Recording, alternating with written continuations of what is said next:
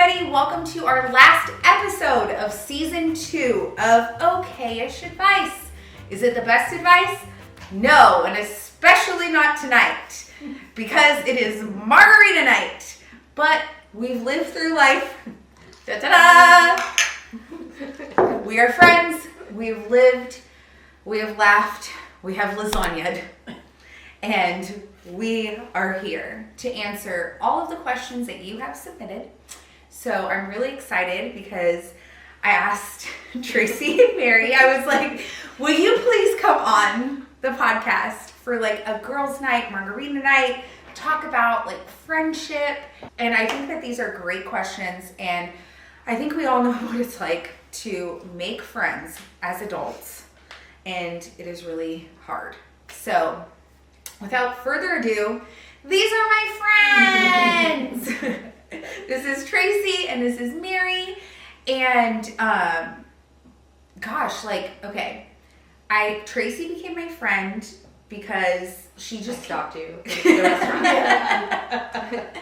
Yeah, and she was like, you need help. And I was like how? Like physically, mentally, emotionally, I need help for sure.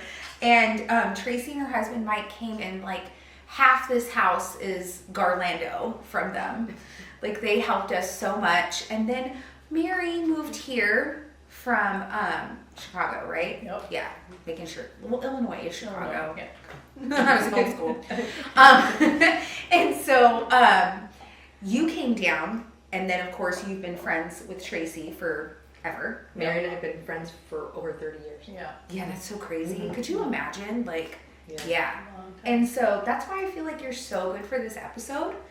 And so then I just got to have Mary along with. Just a package deal. Yes, Yeah. yes. And it's just been so good. And, you know, these are like the people I can call. Anything is happening, ride or die. They are like, what's going on? Like, do you need a tissue or do we need to hide a dead body? It's in the contract. It is. It is. So this is like my real true girl mafia. So, okay, let's start with question number 1, which is, how do you stay friends with somebody for so long? I think you guys can answer this one for sure. Do you want to go first?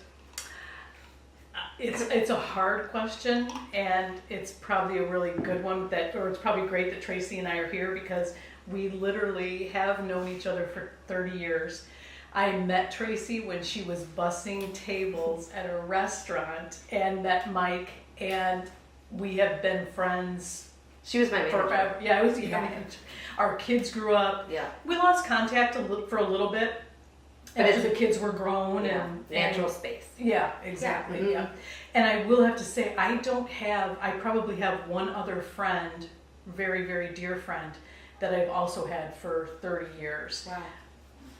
And really, quite frankly, I guess you stay friends with someone when you truly care about each other, you truly understand each other, and you truly care about what's going on in the other person's life, and you share those things and you try to help each other through that. That's probably, I love that. yeah, because that's really probably the 2 long relationships that I have, Tracy and Lisa Saviano. That's what we've done for 30 years. And you know it we're works always there. because like the next time you see each other when there's a break, it's like you pick up and there's no like Right, where you're drama or like, Yeah. oh God, I gotta answer this phone call. And you feel that, then you put too much work into it. Yeah. It's Yeah. silly. No, it's so true. I think that there is like this like weird culture going on where people are like, if they don't make time for you, then they're not your people. Well, guess what? You ain't gonna have no people but your husband. Yeah. Because that's the only person who's making time for you. Yeah. You know, because like we're so busy, you know, your kids are grown, my kids are little, but like, you know, we keep in touch through our like group text, we, you know, check in on each other, but like every time that we get back together, we're like, hey girl. Like, Well, I always tell my daughter, she's Yeah. 23, and I always tell her, like, if you have to put a lot of work into it and it's an effort, it's a chore, then it's not worth having. yeah. It's not. And if somebody doesn't understand that, Mhm. Right. like, Yep. you know, Bye, and they Felicia. can't have grace. Yeah. And I think it's easy. I think Yeah. it's never been, our friendship is easy. Mhm. It's Yeah. very easy. I love that. That's so good. Okay.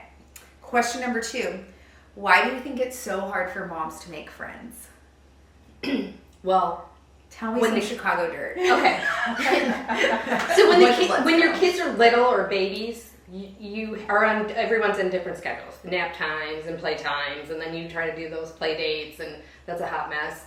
So that never works. And then the kids get older, and they're in school functions and sports, and then you're like, you know what I mean? And then you have to fit in husband, cooking, jobs, you know what I mean? And it's again, if it's not easy, then I'm not going to fit it into my puzzle. Yeah. It's just not going to do. But that's my opinion on it. And up in Chicago, if it's cold, then you don't leave the house. It's hard, and that's hard because moms that have little kids, it's totally different. And then the dynamic: do they work? Do they not work?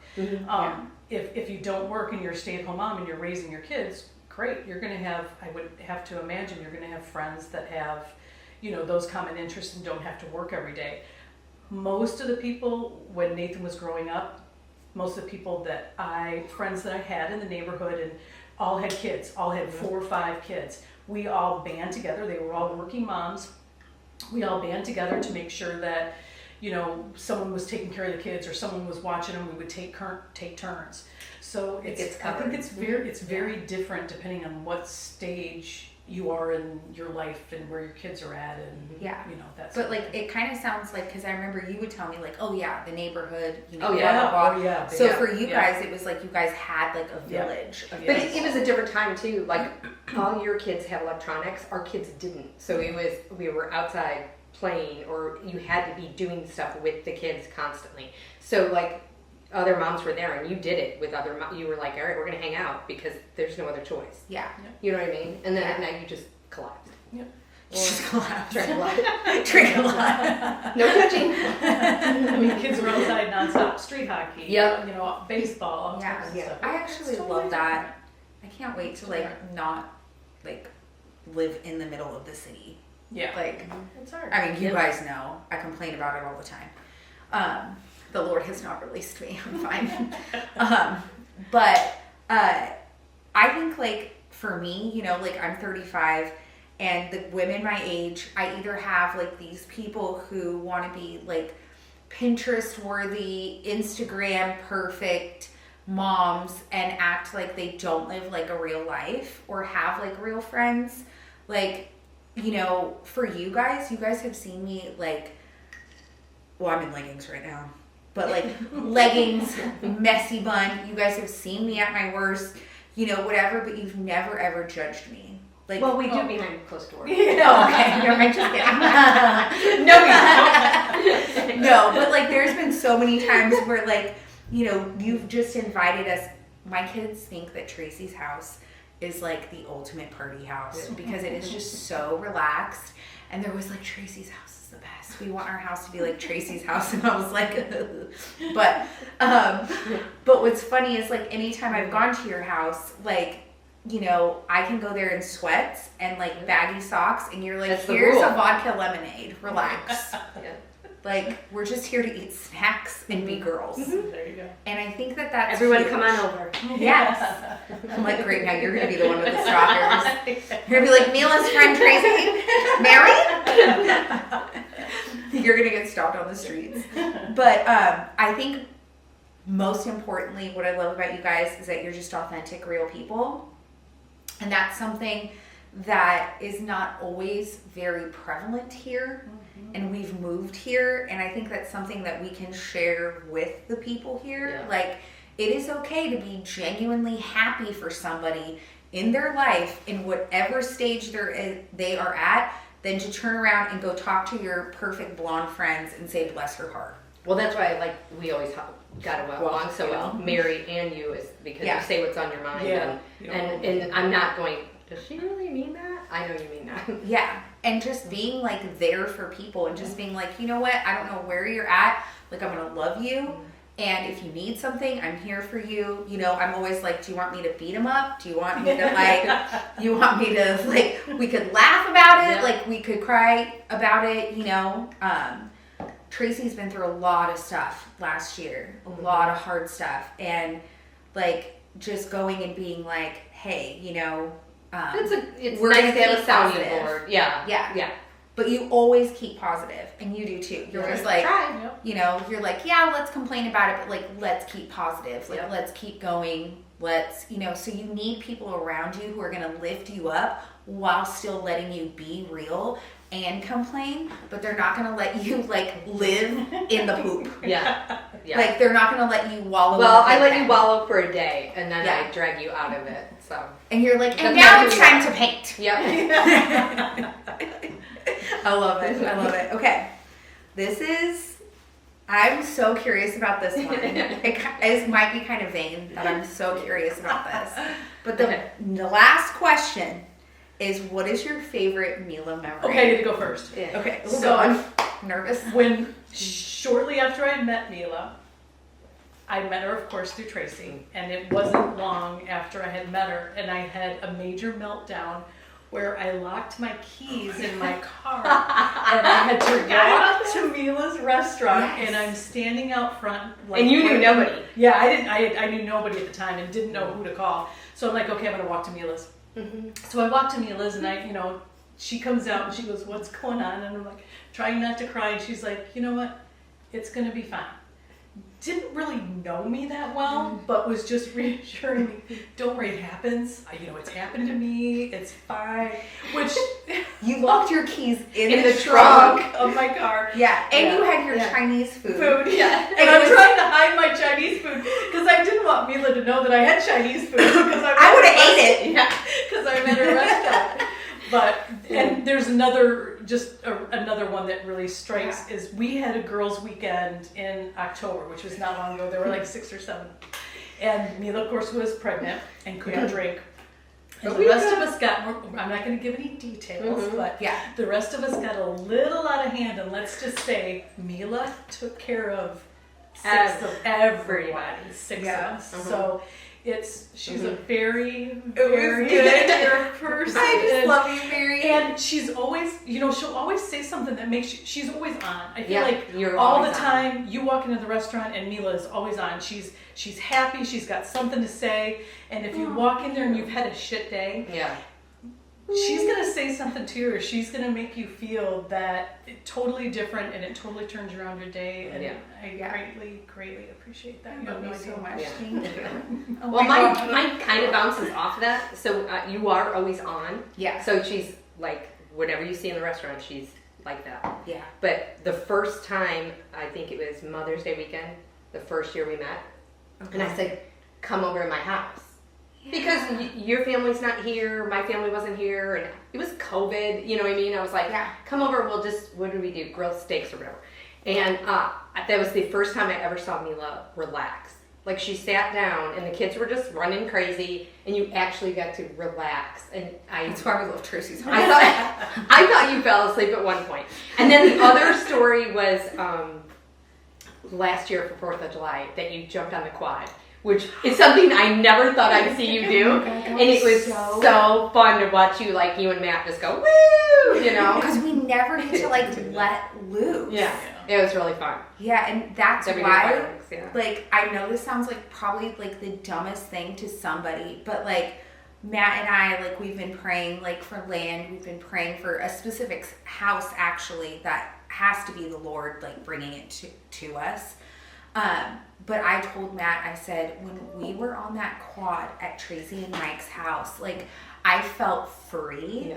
Like, I've never, like, I don't even remember feeling that cool in my childhood. Like, I was like, we were free, we were You were laughing. a bumpkin. Oh my God, I just want to live the, like, country bumpkin life. Yeah. But it was like, it was so fun. Yeah. And I'm like, I want to live my life like that. Like, I want to live my life on a quad, going crazy on land. And that was so fun. Yeah. Oh my God. So that was like one of my good memories of you. Like, it was like calm and then wild. Yeah. Yeah. And like, I just want to say, like, girls' weekend. I mean, I feel like it was definitely God's timing that somebody was sober. Yeah. But you guys, like, I just, like, saw my friends, and, like, we were having the best time. Like, Jimmy Buffett was blasting. It was Margaritaville. Yeah. And I preached this sermon, Like, I felt like it was the best sermon of my life. It might have been. It was so good. You guys were all crying.